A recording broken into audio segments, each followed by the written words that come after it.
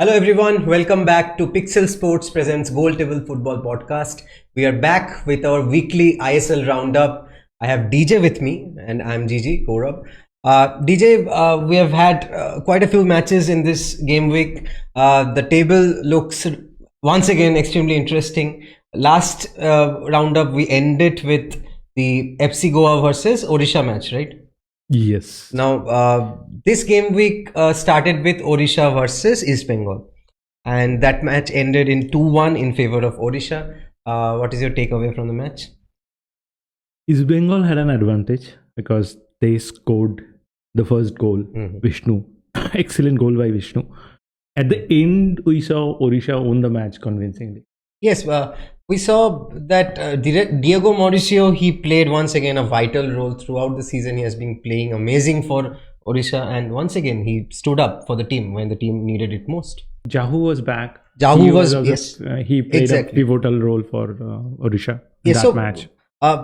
What do you make of this East Bengal performance? Because East Bengal went one goal ahead, then they were trying to consolidate in the defense. We were talking about the defensive structure of East Bengal, but we saw them conceding 2 goals, and eventually towards the end of the match there was a resurgence. In the last 5 to 10 minutes we saw East Bengal once again going all out. But not once again, to be very honest, we did not see East Bengal this active in the previous seasons, or probably in the beginning of the season. But this time the East Bengal supporters will take a lot of positives from the performance of the last 10 minutes, right?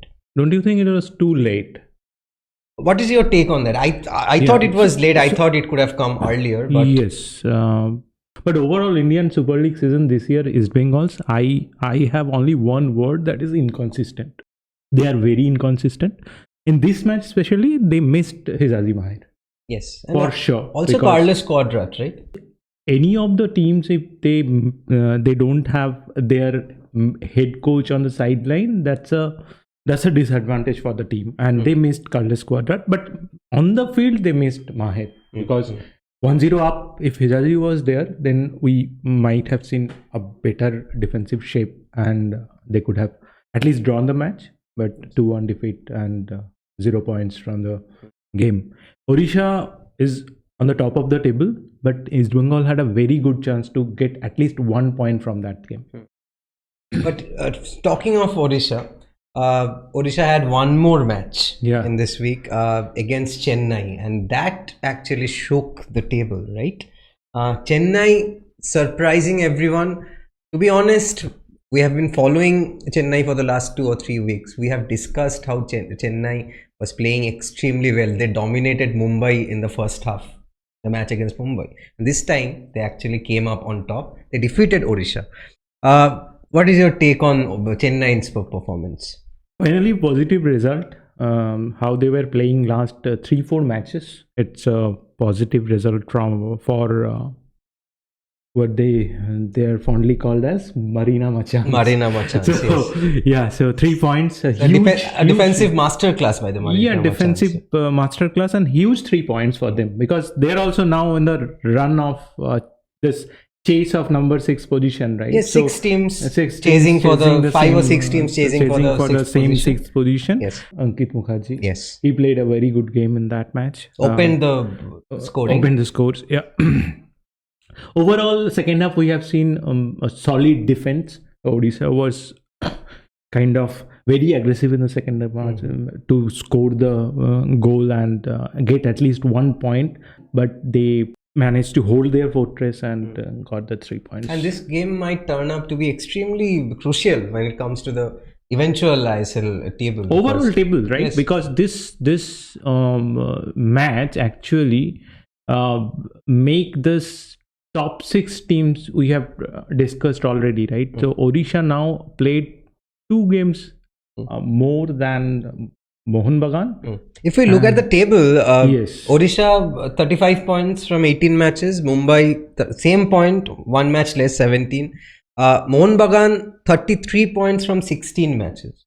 So Mohun Bagan, if they actually end up winning the matches in hand, they will go on top. So I would say at this moment, advantage Mohun Bagan and the way they are playing.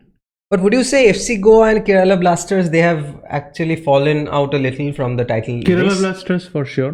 But let me come to Mohun Bagan now. Since you mentioned that the title is now for Mohun Bagan to win or lose, they have consolidated this title race with the 3-0 win. Odisha losing to Chennai and subsequently Mohun Bagan capitalizing on that opportunity. They defeated Jamshedpur 3-0, an extremely crucial and clinical performance, right?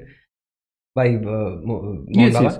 Home game, good support, crucial 3 points, because this moment every match is crucial for the table, right? So Mohun Bagan wanted 3 points, they got that. 3-0 is a convincing win. But we should mention Manveer here, right? Manveer giving having 3 assists. It is brilliant for an Indian attacking player to have 3 assists in a game. Brilliant game for Manveer, and the way he played the game, he was like, Jamshedpur players were not able to hold him in the right wing of the Mohun Bagan. So, and he at least opened at least 5-6 other opportunities in the first half.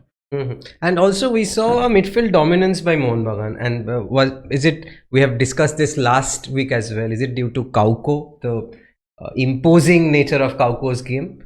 What is the role of Kauko in the midfield? So 5 men's midfield Havas is playing with one CDM and Deepak Tangri. So, but Kauko is playing in the attacking position, and Kauko having this knack of putting up correct forward pass to the forwarders, right? And then he can actually control the midfield. Kauko can do that, right? When Deepak Tangri is kind of a destroyer in this team, he will do all those. He will play that dirty part of the game, and Kauko will be the creative one. Yes. And for Mohun Bagan supporters, they might be surprised that their key player is Sahal Abdul Samad, right? He was absent. He missed that game, but still no kind of effect on the game so far. Yes, I think, and Kauko is also soaking in a lot of pressure. The foreign attackers, Sadiku, Petratos and Cummins, all of them attracting defensive players, and that is why Manveer is getting a lot of free space, and he is getting to open up for the goal, open up for assists. All right, now moving on to the next game. Bengaluru versus Kerala Blasters. If we talk about resurgence, Jamshedpur has had a resurgence. Do you see a resurgence of Bengaluru? Will Bengaluru be able to make it to the playoffs? What do you think? They won this match 1-0 against Kerala Blasters. They want to recreate the last year's position again, because they were behind last year's. Last 3-4 games back to back they won, and they qualified for the playoffs, and they reached to the finals. So this time also we might see that. Yes, now Bengaluru they are actually on the 6th spot, and if we see the bottom half of the table, Bengaluru 21 points, 18 match. Jamshedpur 20 points, same number of matches.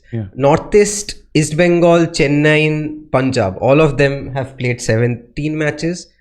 20, 18, 18, 17. So once again, it's becoming very tricky, very close in the bottom half as well. And another match which has made this more close, this battle for the 6th position, is the match between Hyderabad and Northeast. After December, after the break, this is their first point. They were losing. They want to now end this season with some positives, right? This match is one of them. Wow, Victor, the captains, right? Because he was there when Hyderabad was winning the game last season, and he's with them now. So we should all appreciate a true captain, leading from the front. Right, we should appreciate his stance to be with Hyderabad FC. And I want Hyderabad to win another couple of matches. Yes. That might create some nuisance in the table position, but I want them to win a couple of matches. Yes, and also Parthiv Gogoi scored. I remember. I love him. During our FC Asian Cup probable stock, you were adamant on why Parthiv Gogoi is not there. I don't know. Even in this Northeast side also, I'm seeing sometime he's not starting.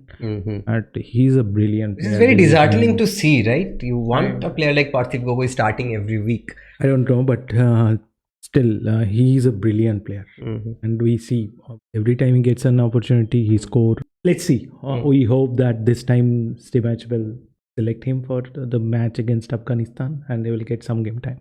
Okay, now coming to the last match that we want to discuss of the game week.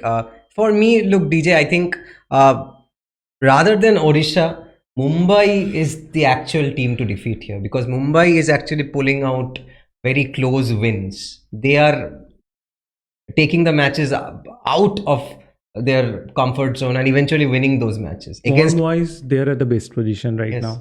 Because they Odisha, have won 3-2 against Punjab. yes. So what do you make of the Mumbai side? And we already discussed that, like, you need champions luck to win a cup or shield. Mumbai City FC is having that. Every time they're down to 0, they're coming back from the behind, they're winning the match, they're scoring late goals. They have many players who is like writing their names in the score sheet. So it's going well for Peter Kratky, their new coach, and Mumbai City FC, a true contender of the ISL Shield. So let's see whether Mumbai does it, Mumbai pulls it off, whether Mohun Bagan Super Giants, whether this cup also comes to Calcutta, or any other team can actually pull off the ISL Shield. What will happen to the 6th position? Who will go to the playoffs? We'll stay focused on that. I'm Gigi. This is DJ joining me. Like, share and subscribe our podcast. And till the next ISL Roundup, stay wild.